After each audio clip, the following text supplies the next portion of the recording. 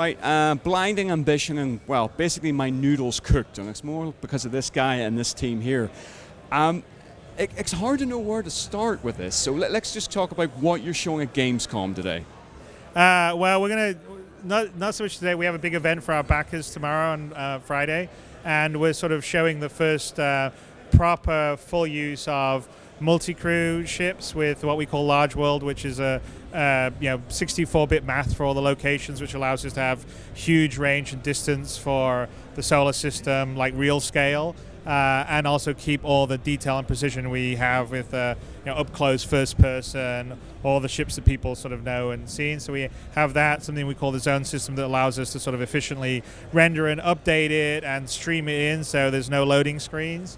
And we're sort of showing you seamlessly going between various ships with their own local physics simulation, getting out, going into another one, doing the rest of them. There's a couple of glitches along the way, but there's say nothing about that. But yeah, I mean, it's all sort of the systematic stuff that we've been working on for the last year or so to put the key things in place to be sort of deliver the promise of Star Citizen, which is this sort of big, huge open universe that you can sort of interact with in this incredibly high fidelity first person manner, and go not just fly a single seater ship, which you've seen before in like a Wing Commander that I've done or other space games, but have much bigger ships that you and your friends can operate and move around in, and they sort of feel like real spaces, but you can fly in between locations. And so that's a big technical challenge, and we're sort of showing the results of the systems we've built to do that. Saying about the zoning system, is that something that, whilst the development's been ongoing, you've been trying to work out and find a solution? Did this just click in the last year, or when's it come into play? Well, we've been talking about doing a system like this since we started, but it's a pretty heavy technical challenge. We've ramped up. We've got about 250 people on staff now, which is pretty massive. Not really an indie game anymore, but I guess it's indie because we don't have a publisher. But we also have some of the people that joined us from Crytek that also built the engine in the first place, and so they're quite instrumental in helping us do this, as well as some of the core team that we had from before. And so the whole, we've talked about what we needed to do with the engine, because CryEngine, Unreal, Unity, they're all sort of built for a different kind of scale than what we need to do for Star Citizen. So our theory was, well, we're going to take a really good engine, in this case CryEngine has great rendering capabilities and looks really good, but we'll have to do specific work to support the sort of scope and scale that we need for rendering a whole system or a whole universe. And so this was something we planned for a while. We knew it was going to take a lot of work, and we've been working really hard on it for like the past year, and now we're sort of showing the results of it off. So I know a lot of people have just been seeing sort of Arena Commander, which is a much more limited area, and you can dogfight just a hangar, and they go, well, that's so very small, how are you going to do this whole universe? And that's kind of what we're sort of showing tomorrow. So I showed to you today, but yeah. So you're saying obviously you didn't have time to show in the demo, but it will be on their stage. Basically, when you take over that spaceship, at that point, another crew will come in and you'll engage. So another ship, Constellation, manned by 4 other players, comes in, and we get into a dogfight. Between that, the Retaliator that's been powered up, the Gladius, the Hornet, the Cutlass, and the Constellation. Lots of stuff blows up, and the good guys survive and head back to the station that they left from.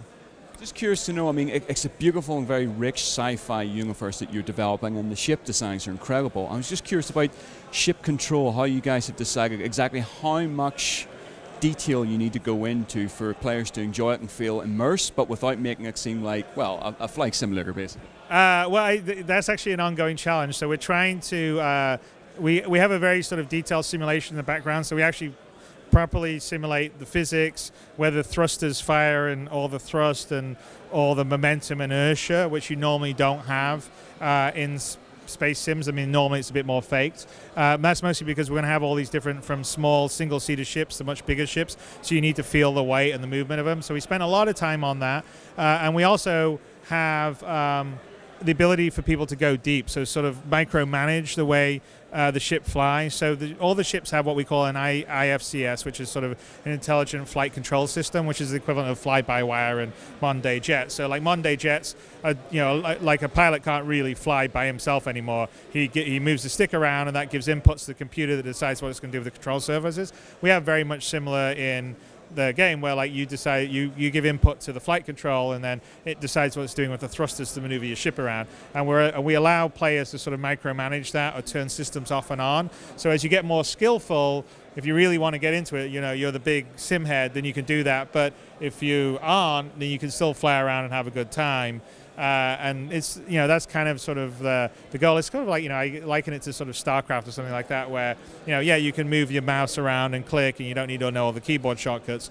But when you do know all the keyboard shortcuts, you can, you're much more likely to win, because you can deliver a lot more control and information and command. So we don't want to make it too difficult, and we don't want to make it too easy, I guess would be the way to do it. I'm just wondering about, I'm just imagining people out there, they're going to have a 2-rig setup, basically, where they're going to have the flight stick and everything for the ship, and then they're going to have something separate, basically, just for the third and first-person combat. This is an expensive hobby right here. Maybe, I know. I think that's probably why Cytek's partnering with us. They're thinking about mice and keyboards and joysticks.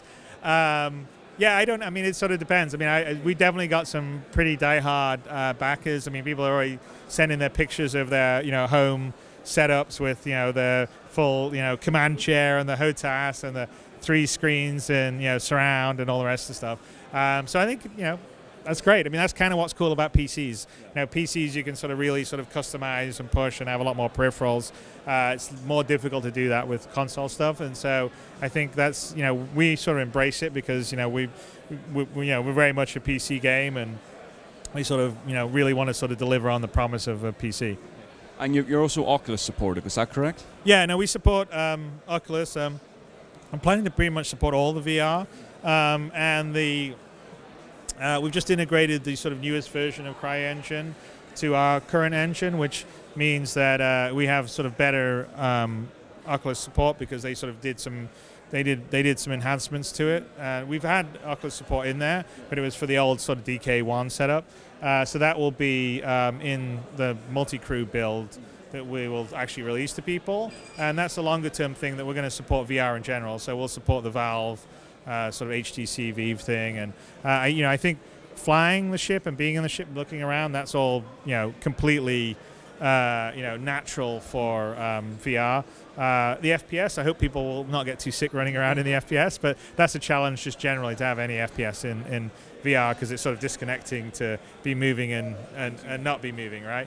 But yeah, no, we're sort of big believers. Again, those are examples of hardware that is sort of were made possible by the PC, and it's kind of the cool stuff. So we also support Look IR and stuff like that. So you're saying you're releasing the multi-crew aspect of the game, two players at the end of this month? No, not the end of this month. So we're going to do the social module, the very first thing, at the end of this month. The FPS should be end of next month, September. So it's a bit later than I was originally saying, but we've sort of made some. We decided we want to get the social first. I want to make some. We've made some tweaks and changes to the skeleton, the FPS, for better simulation of when you get killed. The ragdoll, it was a bit wonky when I was showing you some of the stuff. And then we got to retarget all the animations. There's about 3,000 animations already, so it just takes time to retarget that. I'm going to do some more polish on sort of the hit effects. That'll be the end, and then we'll do CitizenCon in October, which is the anniversary of when we launched the crowdfunding campaign, and we're going to talk about Squadron 42 there and show some stuff that I think would get people very excited. But we're also aiming to try and get the multi-crew out just after that, which is so by the end of October or something, which was kind of what I was showing you the preview of. I feel like I could actually stand here for the rest of the day and talk to you about this, because there is so much to cover, and unfortunately we don't have the time. I just want to say thanks very much for the demo, and thanks for talking to us. Oh, you are more than welcome. Thank you very much for coming by. Excellent. Well, Star Citizen, just keep tuned to Gamereactor. We've got a lot to say about this.